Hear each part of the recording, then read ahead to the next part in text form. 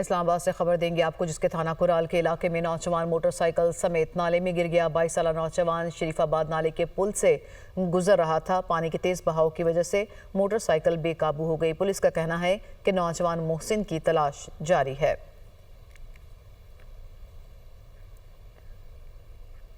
इस्लामाबाद से खबर देंगे आपको, जिसके थाना कुराल के इलाके में नौजवान मोटरसाइकिल समेत नाले में गिर गया। 22 साला नौजवान शरीफाबाद नाले के पुल से गुजर रहा था। पानी के तेज बहाव की वजह से मोटरसाइकिल बेकाबू हो गई। पुलिस का कहना है कि नौजवान मोहसिन की तलाश जारी है।